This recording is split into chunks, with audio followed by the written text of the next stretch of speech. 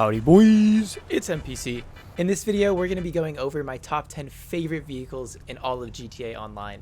There are so many vehicles in this game to pick from, and we're going to be limiting that down to just 10. I would say it's a pretty decisive list for me. I think it honestly wasn't that hard to come up with, just because there are vehicles I tend to use a lot more than others, and ones I find a lot more enjoyable and cooler. And then there's a few of these vehicles that kind of just have like a personal attachment or like a nostalgia factor outside of the game, and then being brought into the game makes it just like that much cooler, you know? Speaking of which, first on our list is the ramp buggy. This thing is super cool. I want to say there was one of these in Fast and Furious 5. I forgot what the movie was called, but if you guys have watched Fast and Furious, you know what I'm talking about. I'm pretty sure there's like a highway scene where pretty much exactly that is happening. The ramp buggy is just absolutely plowing through traffic. Yeah, that guy's off to a great start to his year. And I just think this car is like, it's so fun to drive because the launch mechanics are super fun. I think Rockstar definitely beats it up compared to what it should be like realistically. But I guess the car isn't super realistic, and I think that's part of the fun. For the performance, the car isn't like fantastic. It kind of feels like a muscle car, maybe with slightly better handling, like the new Bravado Buffalo STX. Kind of feels like that. Not as bad as like the Dominator per se, but it's not like, you know, the world's best car or anything. It just has this really cool launch mechanic. Oof. I think the car can take up to like, I want to say it's like 40 or 50 ramps before it starts like smoking, and then you are gonna have to replace it. But yeah, I think this car is just like, it's so fun to drive, and it's so unique because there aren't a whole lot of other games, I think, with ramp cars like this. So that's why it has made the list. If you guys are interested in purchasing one for yourselves, you can find it on Warstock for $2.4 million. Next up on our list, we have the Vapid Trophy Truck. This thing, oh my god. This thing is definitely, it might be a little carried by nostalgia for me at this point because it was part of the Cunning Stunts DLC, and that was my favorite DLC.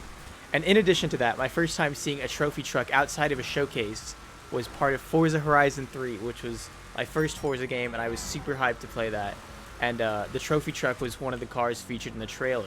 And so when they added it into GTA, I was like, dude, this thing it's just so hype. It looks so cool, you know? And it's a fantastic off-roader. It does get a little outclassed by the Draugr nowadays, but I think you know, it's still a fun free mode car. That's like mainly where it's gonna get used. I think watching the suspension work when this thing gets airtime is like super cool looking. I don't know what about it is like, I think it's really cool watching the suspension on this thing work. It's just a super cool looking car in general. Very aggressive sounding. Some of the performance features that I like about this car is that it accelerates pretty quickly, which is good because it's an off-roader, and sometimes, you know, you get slowed down by a hill or something. The car picks itself up pretty quickly, and I think it corners decently well. A little finicky with the snow right now because it's not all that heavy of a vehicle, but it just feels like pretty nimble in general, you know. And I think it's nice for a bigger looking truck, you know, that it can stay so light on its feet. Overall, I think the car is just a fantastic investment of your money. At the time I'm recording this video, the car is on sale for $385,000 on Southern San Andreas under the off-road section. However, if you're watching this after the fact, you can still get it for really cheap, only $550,000. That is like a steal if you ask me. Super fun vehicle to drive. I absolutely love this thing. Next on our list, we have the Declassy Scramjet, aka the Mach 5. Oh my god, do you see that scratch in the back? What? Dude, that's gnarly. That's disgusting. Anyway, growing up, I watched and played a lot of the Speed Racer content. I watched all the movies, I watched the cartoon, I played the DS games. I adored Speed Racer content. So when they added the Scramjet into GTA, I was like, dude, no fucking way. Like, literally my childhood dream is here. And honestly, like, this thing delivers like a stellar Mach 5 performance. Obviously, it doesn't have all of the features. I think the Mach 5 had like six different buttons, but this one does have two pretty cool ones. It has the jump features you guys just saw by pressing E on PC, which is what I play on. And then if you press X, you can get that nasty boost into the air. And it goes for a really long time, which is cool because before the scramjet was added, we had things like the Tesla coil, which it was kind of like mid in it with its boost. And this thing, you can just get some crazy airtime. It does come with machine guns and missiles, which is super cool. However, it's not the most armored vehicle, so not like the greatest for anti-airing oppressors or anything, or fighting Hydras or whatnot, but I think it does make for some pretty good just general utility.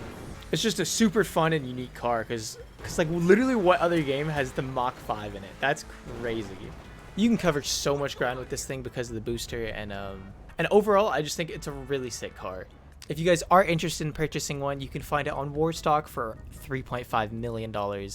A little bit more on the pricey side, definitely, but there's nothing else like it, so supply and demand, I guess. Next on our list, we have another demon, which is the APC. This thing it's just super cool. Like, if you think of a cool military vehicle, it's got to be the APC.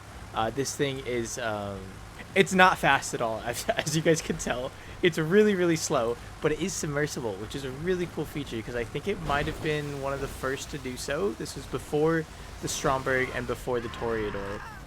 So swimming vehicles was it was pretty cool. I think maybe the only other one was the Blazer Aqua, but that thing is kind of a piece of shit. So the APC is like, you know, it takes the cake. It's just so much cooler, you know.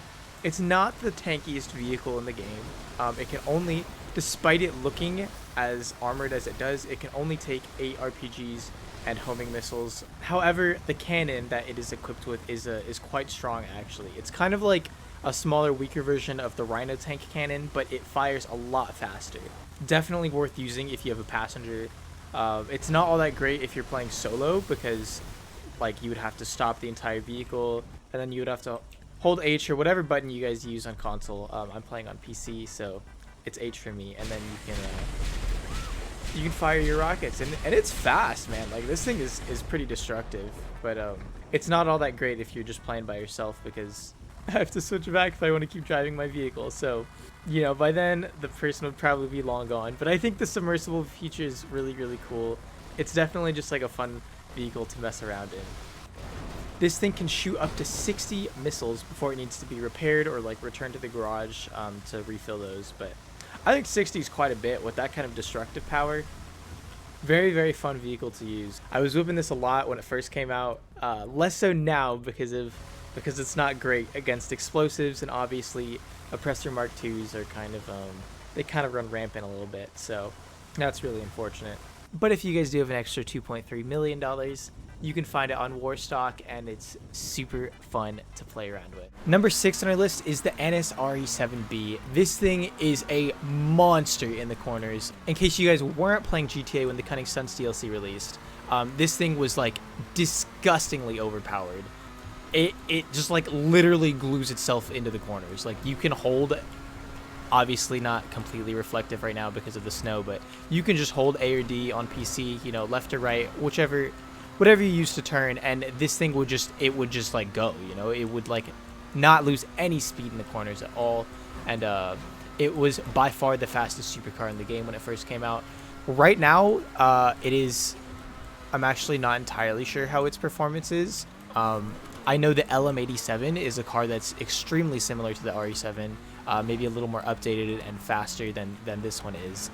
But I think what was really cool about the RE7B when it first came out is that it had this bulletproof tire glitch where if you didn't put on bulletproof tires, your car just went like ridiculously fast. Like, it had a top speed of like 160 miles an hour, which was, you know, back then that was really, really fast. Nowadays we have cars that can achieve that pretty easily, but like 6 years ago, you know, that was pretty nuts. I still think the car is really sick, and it's kind of just like a legend at this point. It doesn't hold up in today's racing standards, but you can still get like the LM87 or the S80RR, and those things are pretty, they're all like pretty, it's pretty much the same car, like straight up. It's just the same car, but a new like year release. Because I think people are a big fan of these, you know, the ones that just like, I don't know how to describe it besides like literally they put Elmer's glue on the tires and they're just stuck in the corners. Anyway, when it's not snowing outside, I think these things are pretty fun to drive around in free mode because you can you literally just don't have to stop holding W, and it's kind of it kind of encourages more brain dead driving, I guess, just because you don't have to slow down or anything. Crashing, unfortunately, in these things is kind of terrible because it has like crazy wheel spin on startup. But the whole point of having good cornering ability is that hopefully you don't have to go through that. If you guys are interested in picking one of these up, you can find the NSRE7B for $2.5 million under the two-door section of Legendary Motorsports. Entering into the top 5, we have the Hokuchu Drag. This thing is an absolute speed demon and used to dominate the motorcycles category. The only competition it had was the Tron bike, which is called the Shotaro in-game.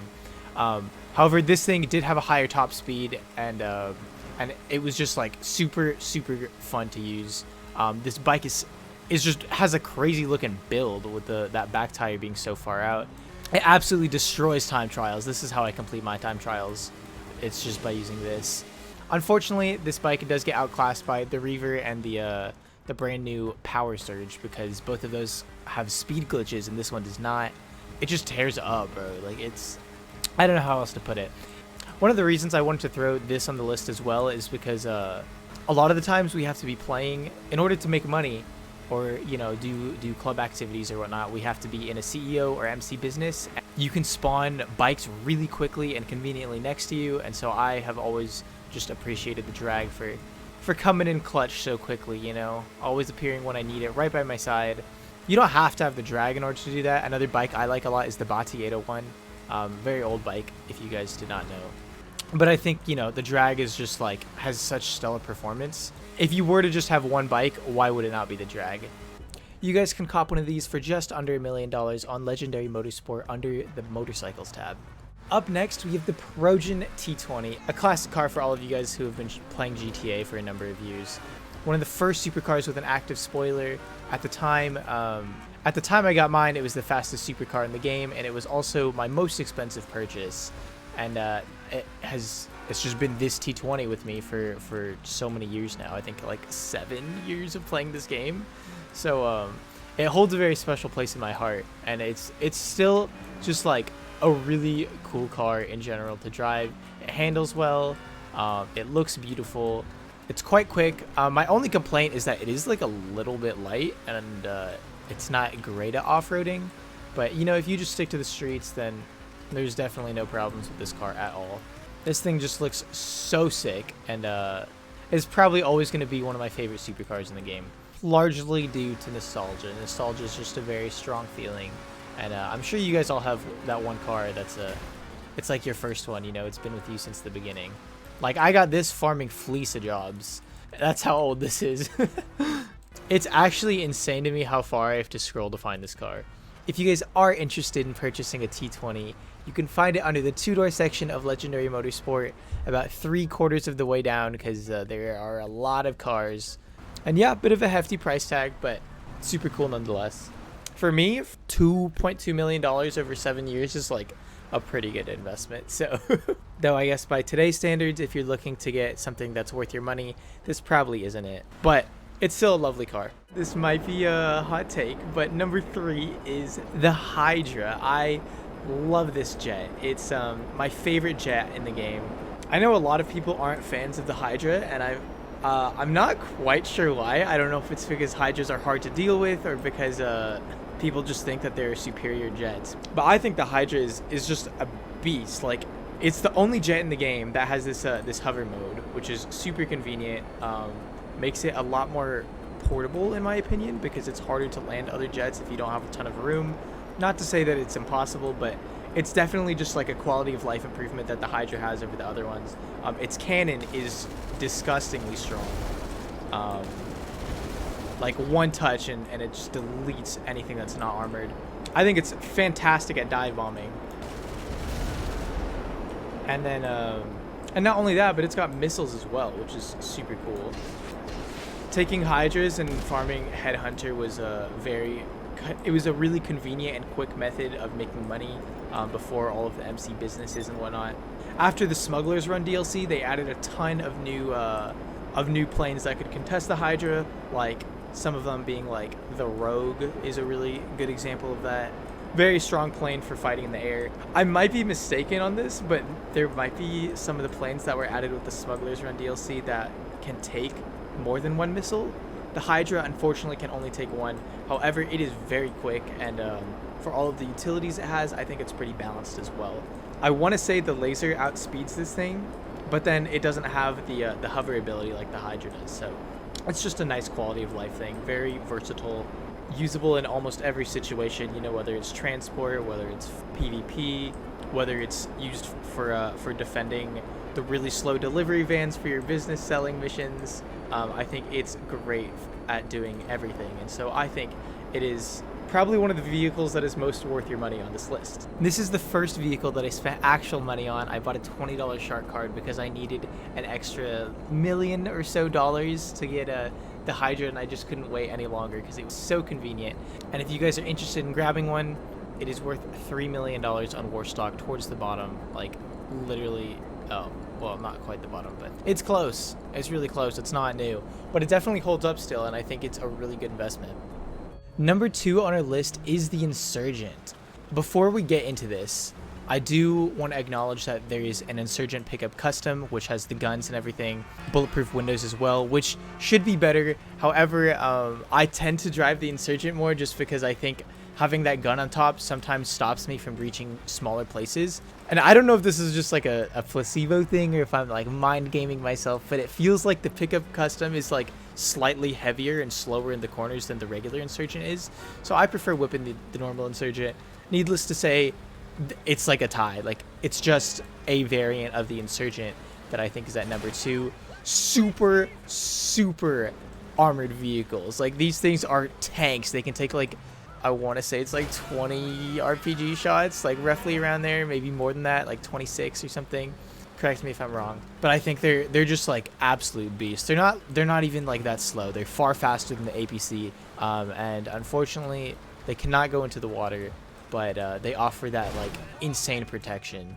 I know the Night Shark is something that is on a lot of people's radars, and it's supposed to be like, you know, the smaller, weaker version of the Insurgent, but a lot faster. But I think the ability to not be able to shoot with your guns because you have to use the Night Shark machine gun is really annoying to me. So I prefer using the Insurgent so I can use the AP pistol. I think this thing is like, I think having the protection of like being able to take 20 missiles plus the AP pistol is enough time to take out, you know, an oppressor or get away if it's causing too much trouble. Something I like about the Insurgent is that while it's not the fastest vehicle, it is really practical for just like normal usage, for driving around in game, for boosting the slow delivery vans if you sell missions.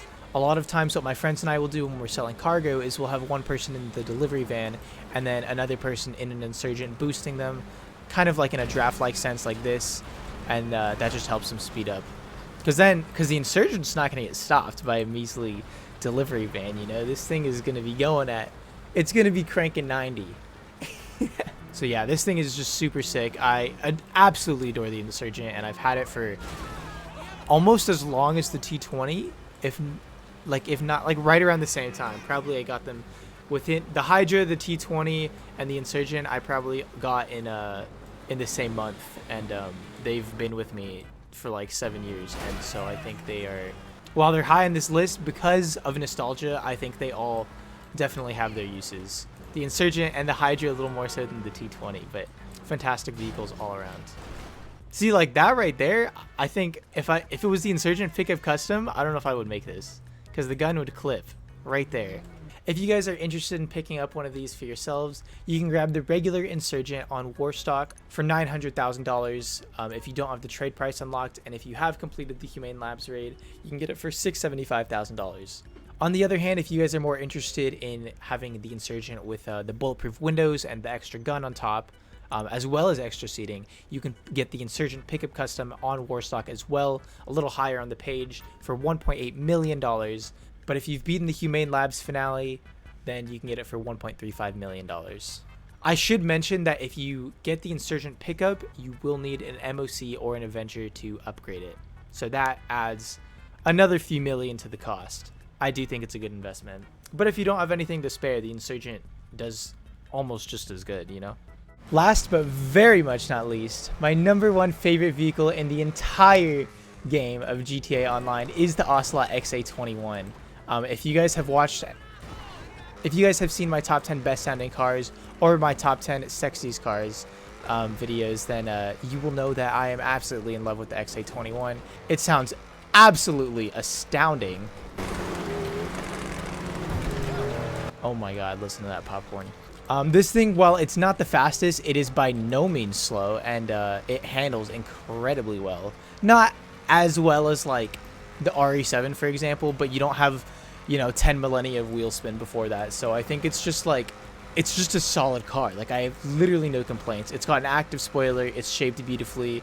There's decent customization. It could have a little more, if I'm gonna be honest, but I think the car is just like so beautiful and easy on the eyes. Like, there's nothing to complain about, and I think that's a big plus. I think a lot of the cars in this game, while they're fantastic vehicles, there's always just like one small thing that's slightly off, and it's like we deal with it just because it's a good car nonetheless. But this car is like there's none. Like, I cannot find a single flaw with this thing. And I guess if you buy it with the intention of it being like a race car, that's the only way I can see you being disappointed with it, because it's just fantastic. Like, I don't know how many more times I can reiterate it. There's just nothing wrong with it. It's like, if this was like a girl, it's like a 20 out of 10. Like, how do you, who even is a 20 out of 10? I don't even know if any girl deserves to be ranked that high. Like, this thing is just built different. If you guys are interested in grabbing one of these, you can find it under the two-door section of Legendary Motorsports for $2.375 million. Super worth your money. I promise you, it is the most worth investment on this list. Who cares about military vehicles? Who cares about planes? You just need a 20 out of 10. And your life will be good. Like, I promise, like, that you've beaten GTA. A quick little honorable mention is the Progen Tyrus. I love this thing. It's pretty much a fusion of, like, my love for the T20 and the XA21 combined. This car, I don't really have any complaints with as well regarding its performance. I think it's absolutely beautiful. It looks super cool. Maybe a little more like unique looking compared to the XA21. I think that one's super inoffensive, and I think this one, maybe I could see why people, I could see why people don't like it. I just think that it's just like such a nice car. Just who doesn't love McLarens? McLarens are super cool. It's so like gator looking, especially with the colorway that I have on it. I'm a big fan of those like four lights. It's kind of like retro. It's kind of like a retro design, but I think it looks incredibly good. The only reason why the Tyrus maybe didn't make it on the list was because it doesn't sound as cool as the XA21, and doesn't carry the same nostalgia as the T20. But it's still a car I love nonetheless, and I wanted to include it somewhere on this list, so it is an honorable mention. That's going to wrap it up for my top 10 favorite vehicles in GTA Online. Drop a like if you guys enjoyed the video, comment down below, and let me know what your favorite vehicles are. I would love to hear your opinions. Let me know what you thought of this list. I'm especially, like, I want to hear your guys' thoughts on the Hydra in particular, because I think the Hydra's, it's kind of a controversial vehicle, but I really like it. I've heard some things from some other GTA YouTubers that some people aren't fans, so I would like to hear why, if you guys are willing to share. Subscribe if you guys are new to the channel. There'll be more videos like this coming out in the future. This entire week actually is going to be top 10s, so you guys can look forward to that. That's about it, so I'll catch you guys in the next one. Take care. Peace.